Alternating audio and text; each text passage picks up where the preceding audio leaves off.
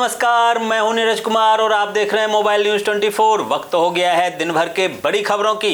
Israel से Iran के बढ़ते तनाव के बीच ईरान की राजनीति में बड़ा फेरबदल देखने को मिल सकता है, जहां एक रिपोर्ट में कहा गया है कि ईरान के सर्वोच्च नेता अली खेमेनेई कोमा में चले गए हैं और गंभीर रूप से बीमार हैं। ईरान के सुप्रीम लीडर खेमेनेई ने अपने बेटे मोज्तबा को अपनी गद्दी सौंप दी है। हालांकि अभी तक ईरान की तरफ से इसकी आधिकारिक पुष्टि नहीं की गई है। प्रधानमंत्री नरेंद्र मोदी G20 नेताओं के 19वें शिखर सम्मेलन में भाग लेने के लिए ब्राजील के रियो डी जेनेरियो पहुंच गए हैं, जहां ब्राजील में भारतीय राजदूत सुरेश रेड्डी के नेतृत्व में भारतीय प्रतिनिधियों ने प्रधानमंत्री नरेंद्र मोदी का जोरदार स्वागत किया। कांग्रेस के पूर्व अध्यक्ष राहुल गांधी ने झारखंड विधानसभा चुनाव के प्रचार के आखिरी दिन बीजेपी पर निशाना साधते हुए कहा कि ये विचारधाराओं का चुनाव है। एक तरफ इंडिया गठबंधन है जो संविधान की रक्षा कर रहा है और गरीबों और आदिवासियों की सरकार चलाना चाहता है, दूसरी तरफ वो ताकतें हैं जो संविधान को कुचलना चाहती है।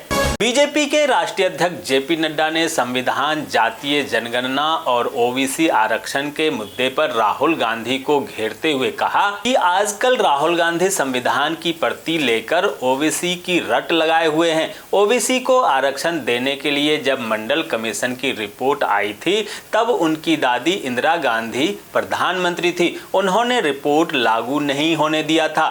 राहुल गांधी बताएं कि उनकी दादी ने मंडल कमीशन की रिपोर्ट क्यों नहीं लागू की थी। मणिपुर में एक बार फिर से हिंसा भड़क गई है, जहां पिछले साल मई महीने से ही राज्य जातीय संघर्ष से जूझ रहा है। केंद्र सरकार ने गृह मंत्रालय के नेतृत्व में सुरक्षा एजेंसियों के वरिष्ठ अधिकारियों के साथ बैठक बुलाई, जहां मणिपुर के हालत की समीक्षा को लेकर गृह मंत्री अमित शाह और NSA अजीत डोभाल के नेतृत्व में समीक्षा बैठक हुई।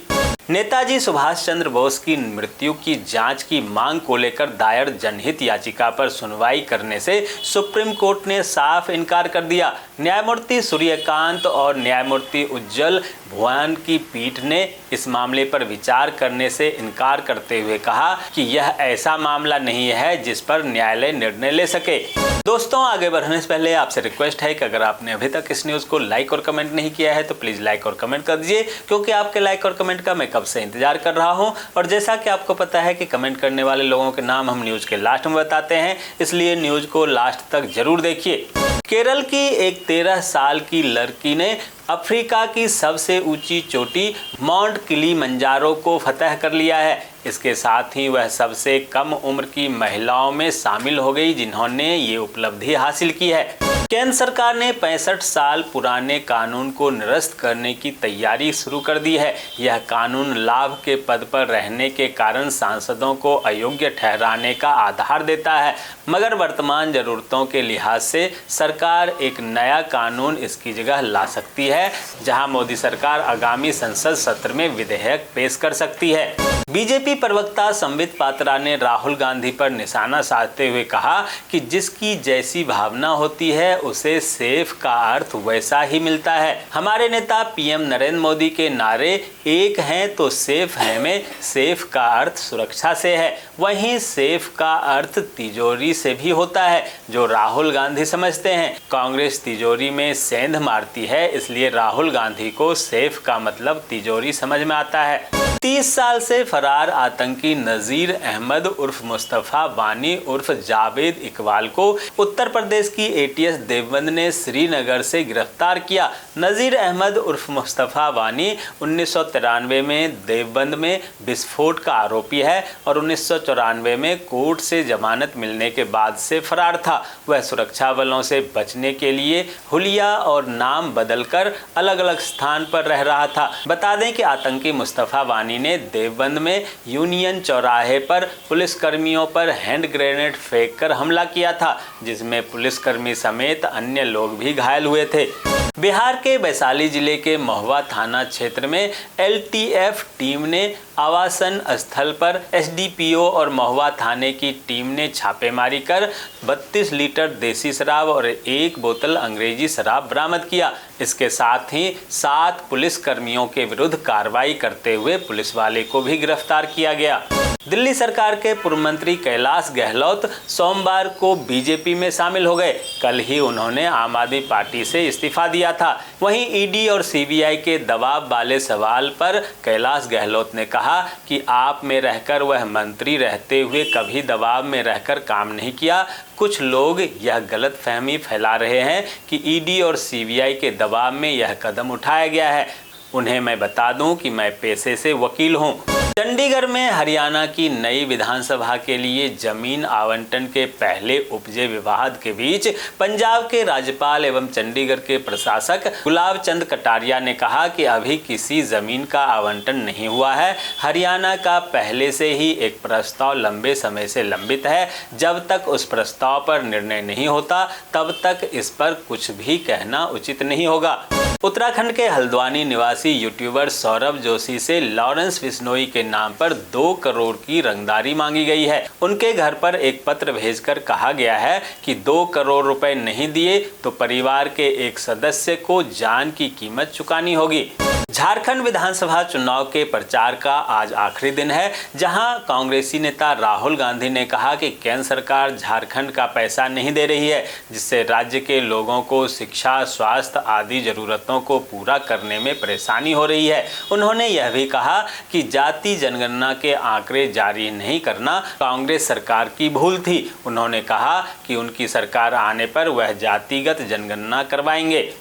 छत्तीसगढ़ की मस्जिदों में अब वक्फ बोर्ड की मंजूरी के बाद ही शुक्रवार की नमाज के बाद तकरीर दी जा सकेगी। यह आदेश 22 नवंबर से पूरे प्रदेश में लागू होंगे। इसके लिए एक व्हाट्सएप ग्रुप बनाया गया है, जहां वक्फ बोर्ड के मंजूरी के बाद ही कोई तकरीर दी जाएगी। मध्य प्रदेश के सागर में एक निजी बस गाय से बचने के चक्कर में पलट गई, जिसमें 13 लोग घायल हो गए। वहीं इस हादसे में गाय की मौत हो गई। घटना के बाद चालक फरार है, जबकि घायलों को स्थानीय अस्पताल में भर्ती कराया गया है, जहां उनका इलाज चल रहा है। हिमाचल प्रदेश में एक बार फिर से उपचुनाव की नौबत आ सकती है। दरअसल मुख्य संसदीय सचिवों पर आए हाईकोर्ट के फैसले के बाद भाजपा 6 CPS के अलावा कैबिनेट रैंक पाने वाले 3 अन्य विधायकों की सदस्यता पर सवाल उठा रही है। वहीं कांग्रेस पार्टी की नज़र भाजपा के उन 9 विधायकों पर है जिनका मामला विधानसभा अध्यक्ष के पास लंबित है। जम्मू कश्मीर पुलिस को मिली बड़ी सफलता, जहां पुलवामा से एक आतंकी को पुलिस वाले ने गिरफ्तार किया। उसके पास से भारी मात्रा में हथियार भी बरामद हुए हैं। पश्चिम बंगाल से तृणमूल कांग्रेस के पार्षद सुशांत घोष की हत्या की कोशिश के मामले की जांच में लगातार नए खुलासे हो रहे हैं। इस मामले में गिरफ्तार मुख्य आरोपी मोहम्मद इकबाल उर्फ गुलजार से पूछताछ में पुलिस को पता चला है कि 4 महीना पहले ही तृणमूल पार्षद की हत्या का ब्लूप्रिंट तैयार किया गया था, जहां आरोपी ने 10 लाख रुपए में हत्या की सुपारी ली थी। महाराष्ट्र विधानसभा चुनाव में प्रचार करने पहुंचे मध्य प्रदेश के सीएम डॉक्टर मोहन यादव ने कहा कि कांग्रेस के लिए फैमिली फर्स्ट है, जबकि बीजेपी के लिए नेशन फर्स्ट है। गुजरात में केंद्र और राज्य सरकार की तरफ से किसानों को लाभ पहुंचाने के लिए कई तरह की योजनाएं चलाई जा रही है। इसी कड़ी में सरकार की तरफ से अनाज भंडारण को लेकर मुख्यमंत्री फसल भंडारण संरचना योजना के तहत किसानों को 1 लाख रुपए की सहायता राशि दी जाएगी। राजस्थान के दौसा से एक हैरान कर देने वाली घटना सामने आई। यहाँ पर एक शादी की खुशियाँ उस वक्त मातम में पसर गया जब एक व्यक्ति ने अपनी कार से 7 लोगों को कुचल दिया। बताया जा रहा है कि दुल्हन के गांव पहुंची बारात तो कार चलाने वाले शख्स से कथित तौर पर विवाह स्थल से बाहर पटाखे फोड़ने को लेकर झगड़ा हो गया था। भारतीय नौसेना में 12 पास बीटेक कैडेट एंट्री स्कीम के लिए नोटिफिकेशन जारी हुआ है। उम्मीदवार 6 दिसंबर से 20 दिसंबर तक ऑफिशियल वेबसाइट joinindiannavy.gov.in पर जाकर आवेदन कर सकते हैं। दोस्तों, मैं देख पा रहा हूँ कि आप में से बहुत सारे लोगों ने इस न्यूज़ को लाइक किया है और कमेंट भी किया है, लेकिन अभी भी कुछ लोग बाकी हैं जिन्होंने न्यूज़ को लाइक और कमेंट नहीं किया है। उनसे भी आग्रह है कि प्लीज़ प्लीज़ प्लीज़ वे भी न्यूज़ को लाइक कर दें, कमेंट कर दें, साथ में शेयर भी कर दें। तो ये थी दिन भर की बड़ी खबरें। ऐसे ही खबरों से अपडेट रहने के लिए चैनल को सब्सक्राइब कीजिए, नोटिफिकेशन बेल को दबाइए, वीडियो को लाइक कीजिए और ज़्यादा से ज़्यादा शेयर कीजिए ताकि आप और आपके जानने वाले रह सकें देश और दुनिया के तमाम खबरों से अपडेट।